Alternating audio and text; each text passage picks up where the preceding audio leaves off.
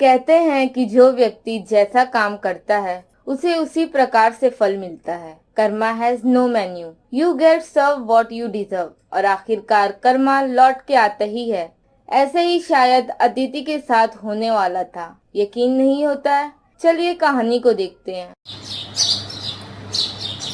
ओफो, what is this? ये आलू का पराठा। आप दोनों से मैंने कहा था मेरे लिए सैंडविच बना दो, कहाँ है? मुझे नहीं खाना ये आलू का पराठा। आप दोनों कामचोर भाभीियों से एक नंद की फरमाइश भी पूरी नहीं होती। अगर एक नंद की जगह 3-4 नंद होती तो आपका क्या होता? ये दोनों तो मेरा काम भी भूल जाती है। पता नहीं कौन सा पहाड़ तोड़ती है सारा दिन। दिमाग खराब करके रखा है मेरा। जाओ मेरी बेटी के लिए सैंडविच बना के लेके आओ। दोनों भाभियां अपनी नंद के लिए सैंडविच बनाकर लाती हैं और उसे खाने के बाद अदिति अपने भाभीियों से कहती है, आज मेरे कॉलेज में पार्टी है तो आप दोनों मेरा मेकअप कर देना। काव्या भाभी, आप मेरा हेयर स्टाइल बनाना। And you third class chief, तुम मेरा मेकअप कर देना। अभी मैं नहा कर आती हूँ। कुछ देर बाद अदिति तैयार होने लगती है तो दोनों भाभियां उसका मेकअप करती हैं। तभी छोटी भाभी नेहा कहती है, दीदी आपका हाथ खाली है, मेरे पास बहुत सुंदर चूड़ियाँ रखी है, आप उन्हें पहन लीजिए। यू फूल,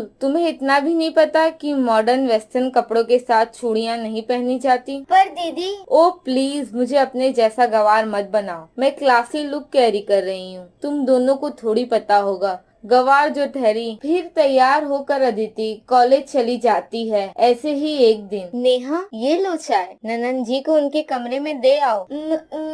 मैं ना बाबा ना। काव्या दीदी आप मुझे कोई और काम दे दीजिए, लेकिन मौत के मुंह में मत भेजिए। सुबह सुबह बम फटने के लिए तैयार रहता है हमारी नक्सड़ी ननन। ओफ हो नेहा, अदिति से तुम ऐसे डरती हो जैसे वो तुम्हें खा ही जाएगी।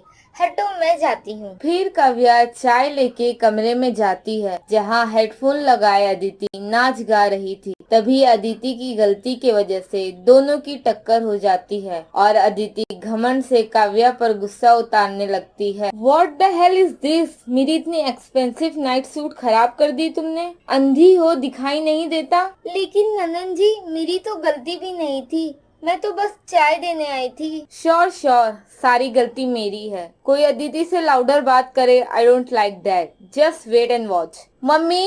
मम्मी कहाँ हो आप? तभी माँ कोमल और नेहा भी कमरे में आ गई। क्या हुआ अदिति? मम्मी आप अपनी बहुओं को समझा लो, आजकल बहुत कैची की तरह जुबान चलने लगी है। देखो मेरी बेटी इतनी लेट आई है। अपनी घमंडी बेटी की बातों में आकर कोमल दोनों बहुओं को डांट लगाती है। क्यों रे मेरी कामचोर बहू, एक ही तो ननद है तुम्हारी, उससे भी खुश नहीं रखा जाता तुम दोनों से? अब मजा आया उन्हें डांट पड़वा कर। हा हा हा।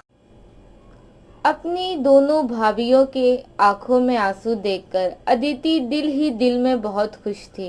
पता नहीं खुद को समझती क्या है, किस बात का घमंड है इसे इतना। वही ना दीदी घमंड, ऊपर से इनके नखरे आसमान छूते हैं। नाक में दम कर दिया है, पता नहीं कब जाएगी इस घर से। अदिति कोमल की एक लौती बेटी थी जो कि लाड प्यार में पल बढ़कर बहुत ही बदतमीज और घमंडी थी, जबकि उसकी दोनों भाभी नरम दिल और प्यार भरे स्वभाव की थी। दोनों बहू घर की सफाई कर रही थी। तभी अदिति जानबूझकर मूंगफली खाते हुए कुछ छिलके जमीन पर डाल देती है। दीदी मैंने अभी अभी यहाँ झाड़ू मारा है और आपने। हाँ तो सफाई करते हुए तुम्हारे हाथों में दर्द हो रहा है क्या? तुम ऐसे नहीं मानोगी, मैं तुम्हें अभी बताती हूँ। अदिति अपनी छोटी भाभी नेहा का हाथ मोड़ देती है।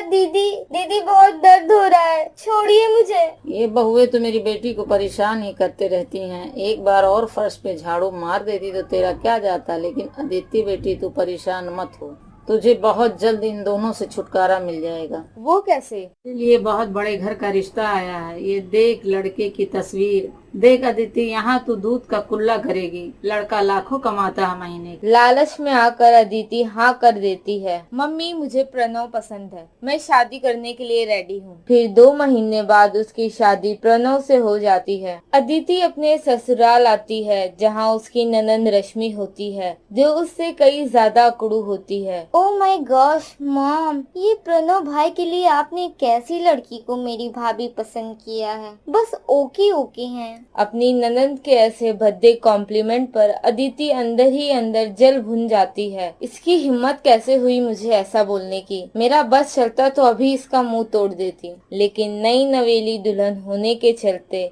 आज किसी बात का जवाब नहीं दे पाई। दिन गुजरते हैं। अदिति को नई जगह काम करने में परेशानी होती है, लेकिन वो करती है। उसकी नंद रश्मि उससे डबल घमंडी थी। रश्मि उसे कोई भी काम करने को कहती थी तो उसमें जानबूझकर कमी निकालती थी। चलिए देखते हैं कैसे। What is this? I told you ना, I want eat pasta in breakfast. वो नहीं बनाया, हाथ टूट गए हैं या पाँव में मेहंदी लगी है। सॉरी दीदी, मैं अभी बना दूंगी। मुझे लगा आप वेट कर लोगी, उनका लंच भी बनाना था। अच्छा, लंच बनाना है तो वो तेरा सरदर्द है। मेरे बेटे के लिए बनाया है ना। मेरी बेटी का कुछ खाने का मन है तो वो नहीं बनाएगी। मान सम्मान करने नहीं आता तुझे।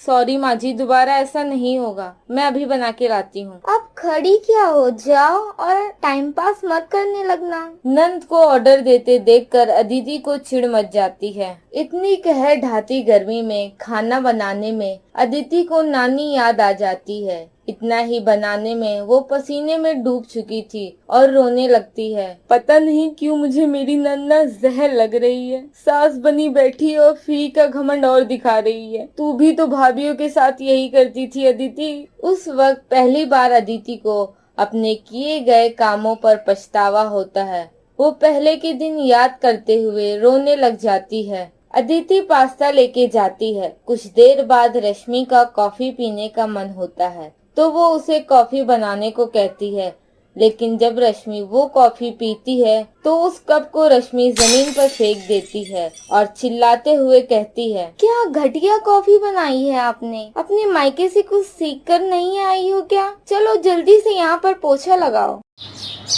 अरे तुम दोनों आओ आओ, कैसे आना हुआ। हम दीदी को लेने आए हैं। बहुत दिन हो गए उन्हें यहाँ आए हुए और हमें हमारी प्यारी ननंद जी की बहुत याद भी आ रही थी। अपनी भाभीियों की बात सुनकर अदिति उनके गले लग जाती है। आई एम सॉरी भाभी, मुझे माफ कर दीजिए। मैं हमेशा आप दोनों को घमंड दिखाती रही और ये नहीं सोचा कि मुझे भी कल को किसी की भाभी बनना है। आज मुझे एहसास हुआ आपकी भावनाओं का। आज से अदिति का बर्ताव बदल जाता है और रश्मि भी अपने स्वभाव को बदल डालती है और सब खुशी खुशी अपने घर परिवार में रहते हैं। If you like the video, don't forget to like and subscribe.